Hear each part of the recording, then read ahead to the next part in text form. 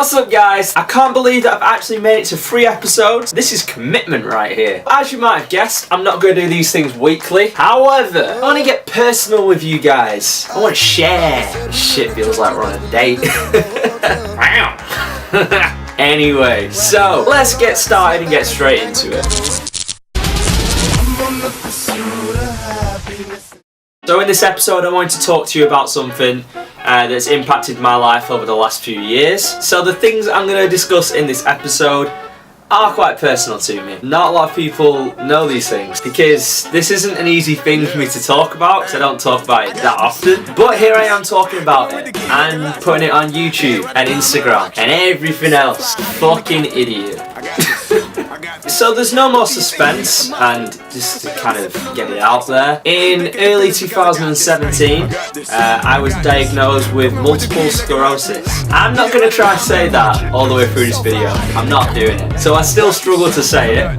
That was a mouthful. I still struggle to. I'm just going to call it MS. So in 2017 I was diagnosed with MS. So it's basically when your own body and your own immune system attacks your central nervous system and damages it. And that can cause all sorts of different problems throughout your body. And yeah, it's not easy. So now that I've given you a brief overview of what it is, I'm going to give you a physical demonstration. That sounded rude. So imagine this cable is part of your central nervous system. Basically, it's kind of like this, because all your electrical impulses travel down it, tell your body to do whatever. All that. Yeah, okay. So, nervous system, immune system, this is a razor blade. What it does is, you end up attacking your own kind of little stupid nervous system. You're damaging this coating of something with an M. I can't remember the exact word of what it's called. Mellow something or other. Damaging it. Eventually, right, certain things can happen like that. The wires are a little bit exposed there. You're probably not in focus, but yeah, damage. Because it's your central nervous system and your nerves run throughout your body, this is basically random illness. It can kind of strike you anywhere in your body, and it's like brilliant. The symptoms for people with MS tend to vary. It's not always the same. One of the things that scared me the most was when I first got diagnosed, I was having quite a few problems with my sight. One of the worst things was when I was on holiday at the time. I kind of had this blind spot. You know, like when you stare at the sun for too long, kind of like black, kind of like patch in your vision. It covered up like a quarter of my vision, and I remember saying to somebody, just hold your hand up and put, say, I don't know, however many fingers you want up on your hand, and I'll try to tell you how many fingers you're holding up. Okay, how many fingers am I holding up? And because that was right where my blind spot was, couldn't see how many fingers they were holding up, and it terrified me. I laugh about it now, but yeah, that was pretty scary. In the past I've had a lot of things with my coordination and my balance. My balance is terrible. And it's kind of ironic as well, because everyone's like, you're supposed to be Spider-Man, how's your balance so bad? It's like, how about you shut your mouth and go pour me another drink? How about that? I remember when I was going for my black belt in Taekwondo, that was when I had quite a lot of symptoms. I had a lot of dizziness, really bad balance at that time. Yeah, it wasn't easy. I almost failed my black belt grading, but I pushed through and I got my black belt and I did it, so. So it affects people in all sorts of different ways, and it is an incurable disease, and hearing that is probably one of like the worst things you can be told by a doctor. So with MS, there's loads of different ways of treating it. So they put me through loads of different tests. I had probably about 3 or 4 different MRI scans. I had this one test. It was called an evoked potential test, and I was like, this is when they turned me into Wolverine, Deadpool, or they asked me to join the Avengers. This sounds sick. So I went in, she sat me down, she wasn't black and she didn't have an eye patch, so that ruled out the Avengers straight away. Obviously. They basically sat me down in front of this TV. What happened is a dot would flash up and you have to focus on where the dot kind of flashed up. And meanwhile, I had all these cables and plugs and everything all over my head, like it was, what's that 50 Cent video? Yeah, that one. But they were just running all these different tests to try and figure out and determine what problems I actually had. The worst test I think I had was a lumbar puncture. You get you to curl up into like a ball on like a little bench, and then you stab this massive long needle into your spine. I remember the lady was like, "Richard, would you like to see the needle?"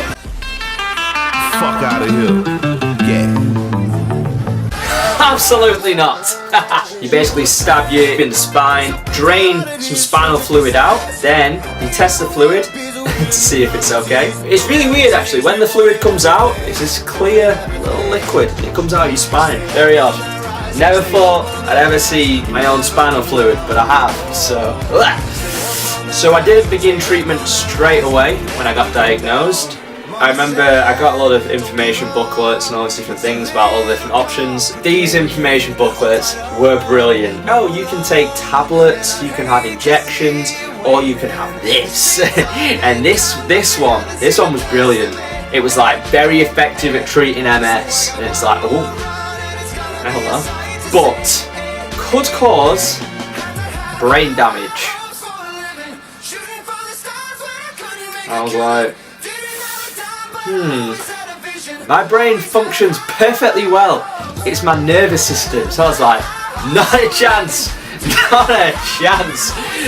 So yeah, I didn't pick that option. So every 2 weeks, I have to self-inject myself. And being someone that's terrified of needles, this is not an easy process. Not doing it. So my kind of thinking and logic is, because it's my immune system damaging itself, these injections, I think, kind of like calm my immune system down, kind of chill it out. It's kind of like, stop attacking yourself. And that just wipes my body out a little bit. I think, I don't know. If you do know, and you could explain this better to me, get in touch. I'm going to show you actually what all the pens look like. I have these little yellow bins that I have to dump all my pens into when I inject. This is what one of the pens looks like. So you take the lid off, you basically stab yourself in the leg. And it's that easy. I've never tried to press this down to have a look at the needle, but I'm quite tempted to. This is the first time I've ever looked at the needle, but let's do it on film, because fuck it. I'm just going to have a little peek into it. I'm going to pass out on this video, I swear. So one thing that I try to avoid is letting the fact that I have MS limit anything that I want to do. So yes, there is definitely things that I struggle with. So if I'm not feeling too well, my balance, my coordination, I start to get fatigue, other things like that. They are really hard things to kind of battle through. And I live quite a physical, active life. I always try now just to make sure that I'm always living in the moment and enjoying every single second of whatever I'm doing. You will never hear me say that I cannot do something. And luckily for me, my friends and my family are all really supportive of everything.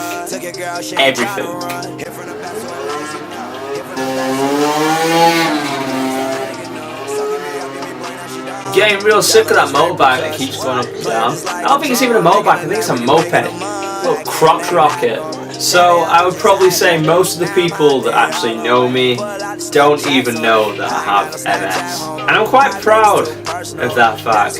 Not in the way that I've hidden it, but in the way that it hasn't defined who I am. And even though it is a part of me, it's not a characteristic that makes me who I am. I never look at it and wish, oh my god, I wish I didn't have this. Because that's not productive. All I'm trying to do is be the best me that I could possibly be. So I just want to say a big thank you to everyone for watching this video. I really do appreciate it. And now you know a little bit more about me that not everybody knows. If there's anything you'd like to see in my next video, comment it down below. If you want to see any more of my projects that I'm currently working on, head over to my Instagram. You'll find links below to all of my stuff. I'd also really appreciate if you like this video. And what I'll do for you is, if you like this video and you comment your Instagram, I'm going to give a shout out to every single person that comments their Instagram. There you go. Also, if you're feeling super special, subscribe. I think it's too personal. That's what I got Twitter for. Instagram, I'm back, yo.